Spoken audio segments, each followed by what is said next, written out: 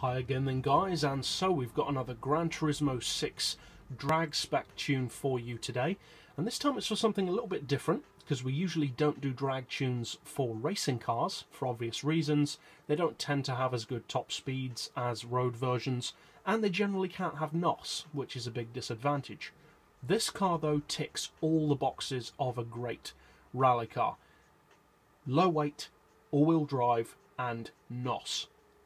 And the car is, of course, the massively successful Time Attack Evo as prepared by HKS, called the CT230R. So you want your racing soft tyres, of course. For suspension, we've increased the ride height as high as it can go. For the springs, we've got 6 on the front, 5 on the back. For the compression aspect of the dampers, you want 4 on the front, 1 on the back, and for extension, 4 on both. Anti-roll as high as possible to keep the car straight and true under acceleration. Unusually on this one you cannot lower the camber to a neutral degree, which is a shame, but it doesn't affect the performance that much. Neutral toe, of course, as always, so it's not dragging its tyres. For the gearbox, we've got an auto setting of 180. Then for the individual gears, you want 2.7, 1.8, 1.3, 1 and 750 with a final drive of 3.5.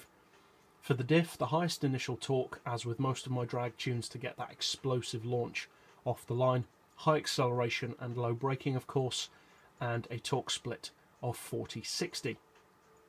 As far as the power, of course, you want your high RPM turbo. Remember to give it an oil change as well, because you need as much power as you can get, considering that this isn't all that powerful compared to some of my other drag tunes. NOS, of course, will be used on this run.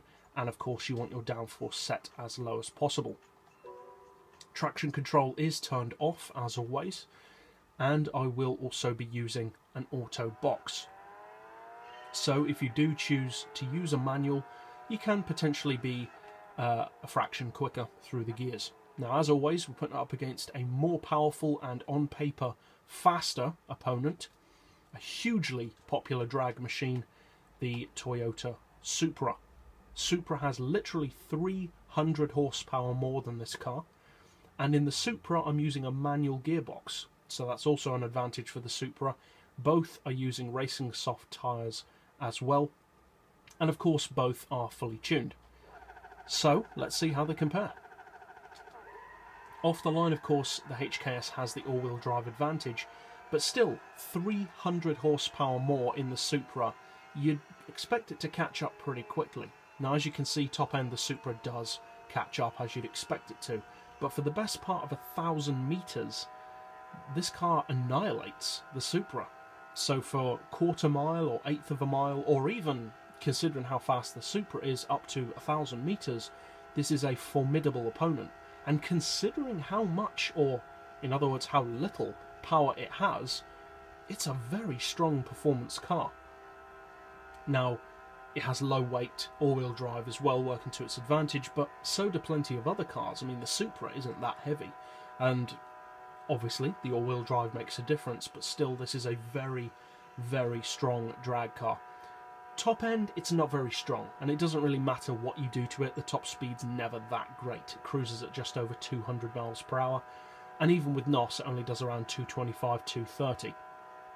So obviously I wouldn't recommend it for longer distance drags, primarily anything from 1,000 metres or less, but it's perfect for the quarter mile or the eighth of a mile even, especially for its power, because it has less than 650 horsepower, and there are hardly any other vehicles which can keep up with that for that power level. Now, there are less specs, of course, in the video description below for this particular model because of it being a shorter distance drag tune. But for the highlights, it hits 60 miles per hour in 1.3 seconds, which seems to be quite a common number for the best drag cars. It hits 100 in 3.1 seconds, 200 miles per hour in a very respectable 14.3, which for a car that's not designed for top speed is really decent. It does the quarter mile in a very impressive 8.2 seconds.